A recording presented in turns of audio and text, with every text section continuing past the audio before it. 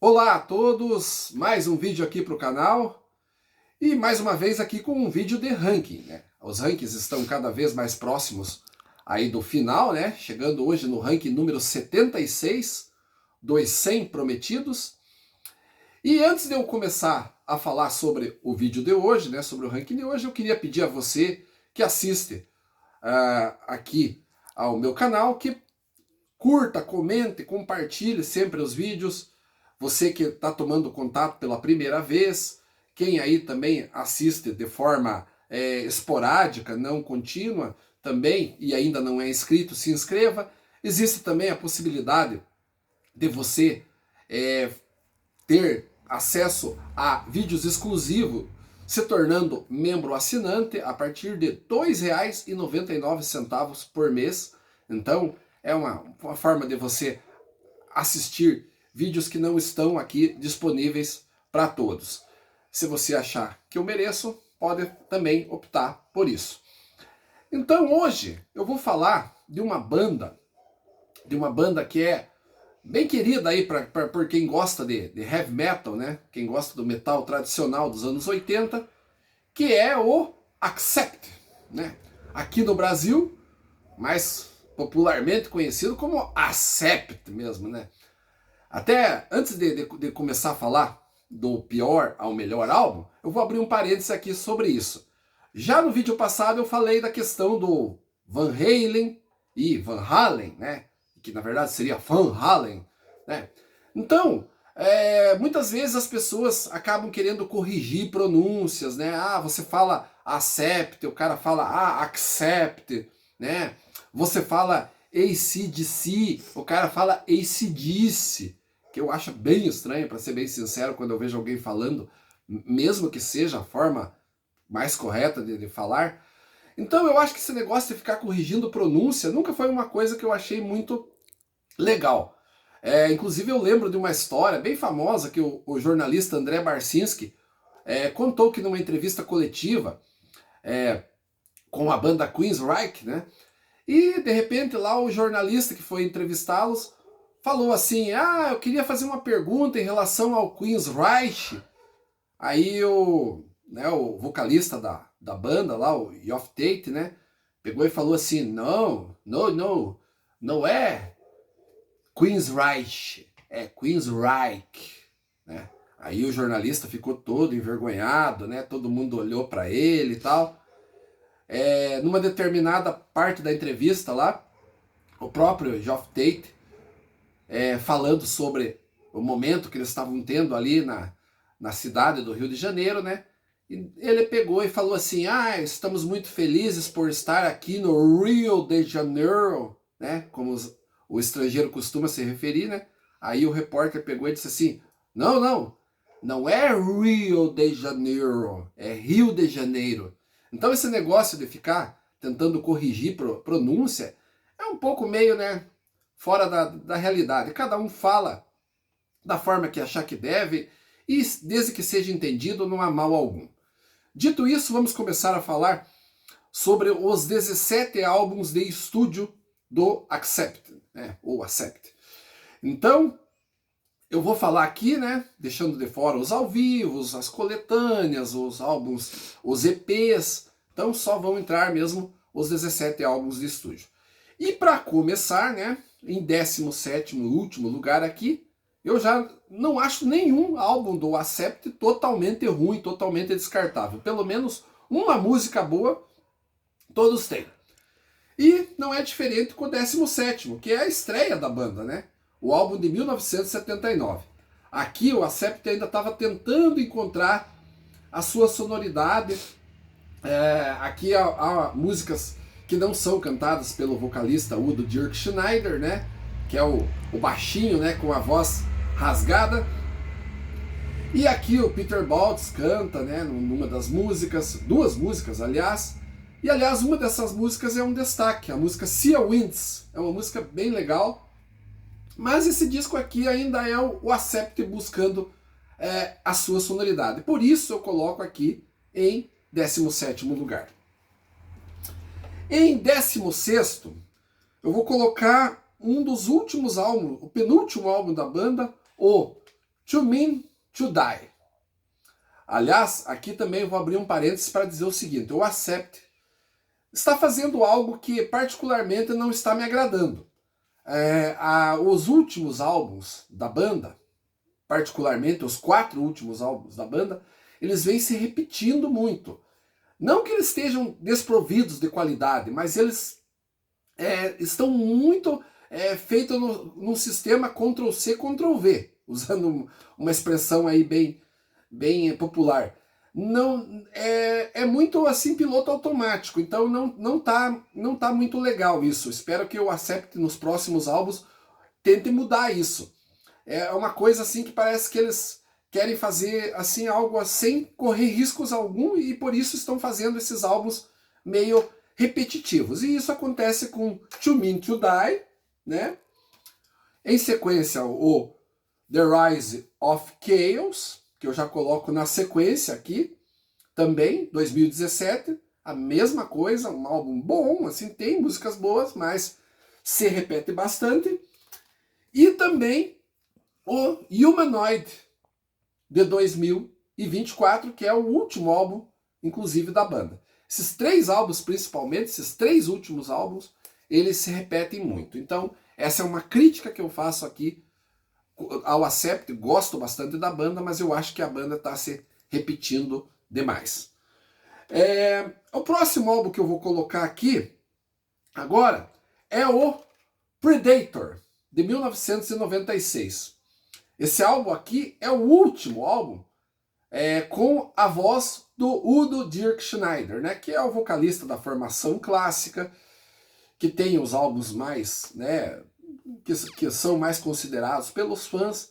O Predator, eu acho que fica um pouco devendo, né, em relação àqueles álbuns mais marcantes, né, do início da carreira, principalmente ali da década de 80 do Accept. Então, Predator de 96 vem aqui, e na sequência já vem o Death Row, né, de 94, que também é um álbum daquele período, né? É o álbum da volta do Udo Dirk Schneider, né, que tinha saído da banda por um determinado período, e aqui ele voltou, né, e gravou esse álbum aqui. Antes desse ele já tinha gravado um outro, que eu já vou falar na sequência aqui, aliás, é o próximo mesmo, que é o Objection Overruled, de 1993. Então, o Udo gravou em 93 esse aqui, em 94 o Death Row e em 96 o Predator, depois dessa volta. São álbuns bons, mas aquém daqueles álbuns bem clássicos da década de 80, tem seus destaques? Lógico que tem, mas ainda assim fica um pouco abaixo do que o Accept produziu de melhor na sua carreira. Agora, na sequência, vem o segundo álbum da banda aqui, de 1980, né? Esse álbum aqui tem a faixa de abertura I'm a Rebel, né, que é uma música bem legal, gosto bastante dessa música. Também tem aqui a Wanna Be No Hero. É um álbum já bem legal, aqui com a foto já deles aqui, bem legal aqui de ver o Udo dessa maneira aqui, antes de estar completamente careca, né, já nesse novo visual que ele tem atualmente. Aqui ele, né, bem mais jovem. E esse segundo álbum aqui é um álbum bem legal, aqui com a formação, né, com o Peter Baltz, né, na guitarra, né, aliás, Peter Baltz no baixo, né, o Wolf Hoffmann na guitarra, né, o Stefan Kaufmann na bateria e o Jörg Fischer na outra guitarra. Então, segundo álbum do Accept fica aqui nessa posição. Na sequência eu coloco o Blind Rage, né, de 2014. Esse é o terceiro álbum do Accept com o Mark Tornillo. Eu esqueci de falar isso quando eu falei dos 3 últimos álbuns da banda. O Mark Tornillo assumiu os vocais do Accept em 2010 e o Blind Rage é um dos álbuns que ele gravou. Esse é um dos álbuns já melhores. Eu gosto bastante desse álbum. Eu acho que aqui ainda eles não estavam naquela fase da repetição, né? Mas já davam indícios que isso poderia acontecer. Então esse por isso ficou um pouco melhor colocado. O mesmo caso acontece com o Stalingrad, de 2012. Também com o Mark Tornillo, segundo álbum com ele gravando. Esse aqui é um dos melhores, com ele nos vocais, vários destaques, e o Accept mostrou que encontrou um novo caminho, e um caminho muito bom. Não dá para se dizer que não foi álbuns de qualidade, foram, tirando esse problema que eu mencionei da repetição, agora nos últimos álbuns, mas o Accept conseguiu dar uma sobrevida e conseguiu se manter na cena. Agora, a partir daqui, eu gosto de tudo mesmo, que é os álbuns para mim que são indispensáveis para quem quer conhecer o Accept, né? Então, o Breaker, de 1981, abre aqui, né, essa fase que eu gosto tanto, né, com músicas como Midnight Highway, por exemplo. Puta, musicão mesmo, né? Aqui tem várias, Starlight, Son of a Bitch, descasso esse de 1981, mostrando que o Accept era realmente uma banda, se tornaria, né, uma banda diferenciada, né? Aqui, como eu falei, é o início da fase mais gloriosa do Accept. Agora, né, talvez surpreenda aí muita gente, né? Eu vou colocar um álbum aqui em sexto lugar, que geralmente os fãs não gostam, uma boa parte dos fãs do Accept não gostam, que é o With the Hit, de 1989. Esse álbum aqui é com o David Reese nos vocais, não é com o Udo nem com o Mark Tornillo, foi quando o Udo saiu da banda, né? E no final da década de 80, estava em voga a sonoridade mais hard, né? E o Accept tentou encaixar, tentou entrar ali no mercado norte-americano, tentou fazer um som mais hard rock. Talvez por isso eu gosto, né? Todo mundo sabe que eu gosto daqueles hard oitentista. E aqui tem música como Ecstasy, Generation Clash, músicas bem legais. Só que muita gente não gosta porque acha que aqui o Accept desconfigurou, né, o que a banda é. Eu gosto bastante. Então esse álbum aqui, contrariando o que grande parte dos fãs do Accept acha, eu gosto desse álbum. Agora, abrindo aqui o Top 5, em quinto lugar, vem o Blood of the Nations, de 2010, que é a estreia do Mark Tornillo nos vocais do Accept. Descasso, para mim, um dos clássicos do Accept. Aqui eles fizeram um álbum que já nasceu clássico, já mostrou que a escolha do Mark Tornillo havia sido acertada. Um descasso realmente, vale muito a pena conferir quem não conhece essa fase ou que fica não dá muito ouvido para isso porque é fã do Udo, mas esse álbum aqui merece ser ouvido com bastante atenção. O quarto lugar agora, né? Conheço muita gente que considera esse o melhor, né? Mas para mim é o quarto lugar, é o Metal Heart, de 1985. Um disco bem legal, um disco com músicas como a faixa título, Metal Heart. Tem a Dogs on Leads também, uma música também muito legal. Midnight Mover, uma música com muito, assim, né? Com um refrão pegajoso. Vale muito a pena conhecer. Agora, o meu terceiro favorito é o Russian Roulette, né? Ou Roleta Russa, na tradução, né? Esse álbum aqui, de 1986, eu lembro que esse álbum aqui, acho que foi o segundo do Accept que eu ouvi, e eu gostei bastante, assim, na época, me chamou muita atenção todas as músicas, Stevie War, Monster Man, que mais aqui? It's hard to find a way, que tem um refrão bem pegajoso, bem legal mesmo. Stand Tight, Walking in the Shadow. Um discão. Eu gosto de todas as músicas desse álbum aqui. É um álbum, eu acho um álbum até subestimado. Muita gente dá de ombros para esse disco e eu gosto bastante. Um dos meus favoritos aqui em terceiro lugar. Em segundo lugar, vem o Balls to the Walls, né, de 1983, um clássico da discografia do Accept, merece estar aqui, A faixa título Balls to the Walls é extremamente conhecido. Head Over Heels, que musicão mesmo. Inclusive foi feita uma versão pela banda sueca Hammerfall, com a participação do Udo, que também ficou muito legal. Quem não conhece, sugiro ouvir a versão do Hammerfall para Head Over Heels, ficou excelente. Aqui tem Charming On, muito legal. Love Child, discão também, perfeito do início ao fim, merece ser o segundo lugar e para muitos é o primeiro, e quem escolheu esse não está errado.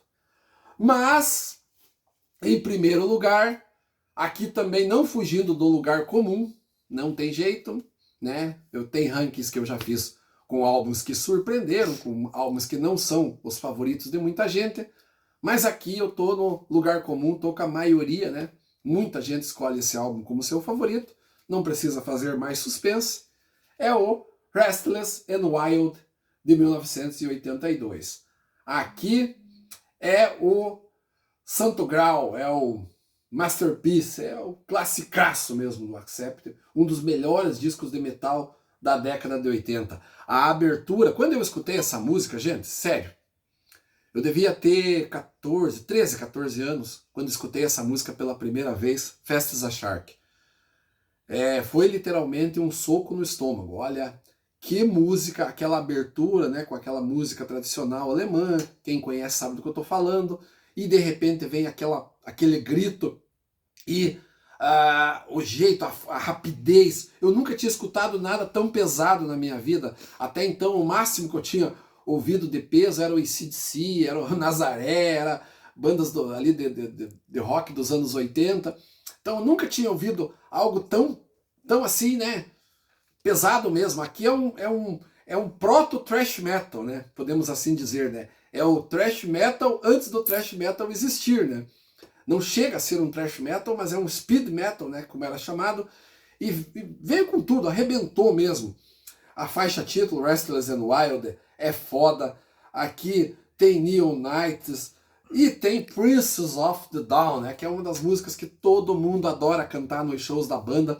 Sensacional essa música, uma das melhores. Então, quando eu ouvi esse disco aqui, foi amor à primeira vista. Eu sei que tem gente que não gosta do Accept, não gosta da voz do Udo, acha que isso aqui é meio ultrapassado, mas para mim continua tendo, causando em mim a mesma sensação que causou lá naquele adolescente de 13 para 14 anos. Accept, Restless and Wild. Gente, terminando aqui mais um ranking, é prazeroso fazer isso para vocês aqui, por isso que eu continuo fazendo, vou fazer até o 100º, não vai passar do 100º, já vou avisando aqui, não adianta pedir, dizer assim, continua, não, vai ser no 100º, os rankings acabam. Então, quem não assistiu os outros, pode procurar aí, vai lá, já tem 75, 76 com esse pronto, e espero que vocês continuem comentando, curtindo e compartilhando, porque essa é a razão principal da existência do canal e dos rankings. Era isso por hoje, um abraço a todos e até o próximo vídeo.